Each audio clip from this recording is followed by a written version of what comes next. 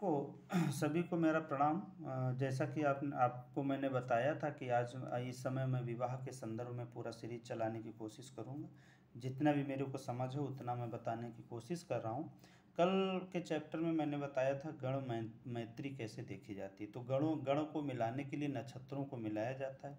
आज का जो है इसका पार्ट 2 है। पार्ट 2 में क्या बताना है? राशि कूट मिलान। क्या बताना है? राशि कूट मिलान। राशि का मतलब क्या होता है? जहाँ पे जातक का चंद्रमा लिखा होता है। चंद्रमा से वर वधु के चंद्रमा को राशि कूट कहते हैं। ये वर का चंद्रमा है और ये वधु का चंद्रमा है। मान लेते हैं इसका 9 है और इसका 5 है, यानी कि ये धनु राशि है और ये सिंह राशि है। तो इसको मैं सूत्र के हिसाब से मैं बताऊंगा। हमारे ऋषियों ने क्या लिखा है?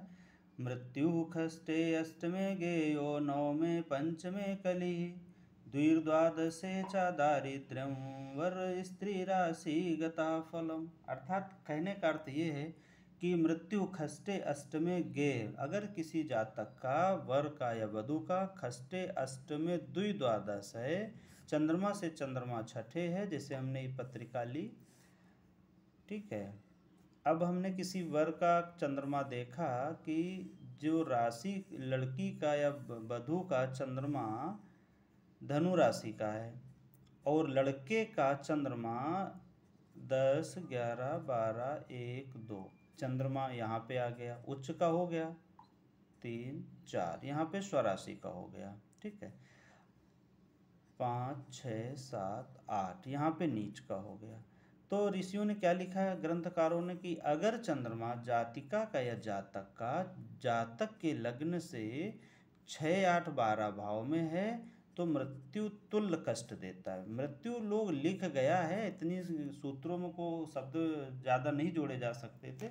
मृत्यु तुल्य कष्ट, जैसे वैवाहिक जीवन अपमानित हो, पति पत्नी का आपस में कलह होता रहे, सुख ना हो, इस तरह के होता है मृत्यु तुल्य का कष्ट अर्थ है। या बीमार हो जाना, बहुत अधिक बीमार हो जाना, बीमार रहना भी मृत्यु तुल्य कष्ट के बराबर होता है, ठीक। अब दूसरे में क्या है? नवमे पंचमे कली। नवमे अगर जातक या जाति का वर और वधु का नवम पंचम का संबंध बन रहा है तो ऐसे पति पत्नी में कभी भी आपस में रिश्ते अच्छे नहीं रहेंगे।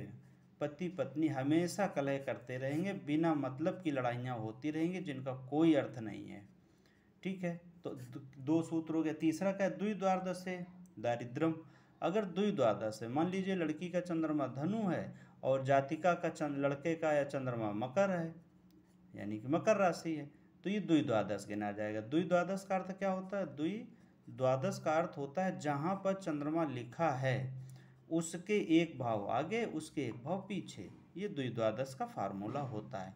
इसको चूंकि व्यय बोला जाता है, व्यय, हमारे से जो पीछे खड़ा है वो व्यय कर रहा है, तो भावों में चंद्रमा से जो पीछे गया उसे व्यय समझा गया। क्या समझा गया? ये चंद्रमा है तो ये मकर हो गया, ये चंद्रमा हुआ तो ये द्विद्वादश में गिना। अब ये चंद्रमा इसका तो इससे ये द्विद्वादश हो गया। हर एक भाव के पीछे का द्विद्वादश होता है, क्योंकि कोई भी भाव जो होता है उसके पीछे के भाव को 12वां भाव माना जाता है, ठीक। इसमें लगना आ जाएगा इस तरह से, जैसे तीसरा भाव लेंगे तो दूसरा भाव आ जाएगा, चौथा भाव लेंगे तो तीसरा भाव आ जाएगा, 5वां भाव लेंगे तो चौथा आ जाएगा, छठा लेंगे तो 5वां।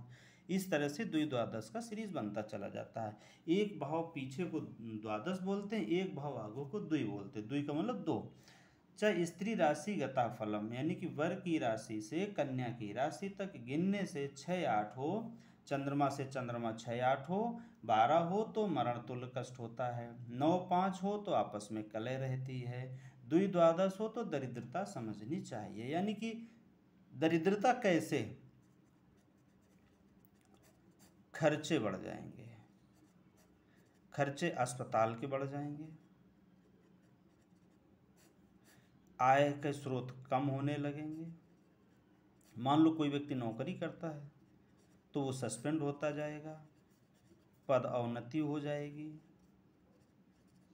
ठीक है, बजाय प्रमोशन के डिमोशन हो जाएगा उसका, अस्पताल के चक्कर कटने लग जाएंगे, घर में अननेसेसरी वस्तुओं की खरीदारी होने लग जाएगी।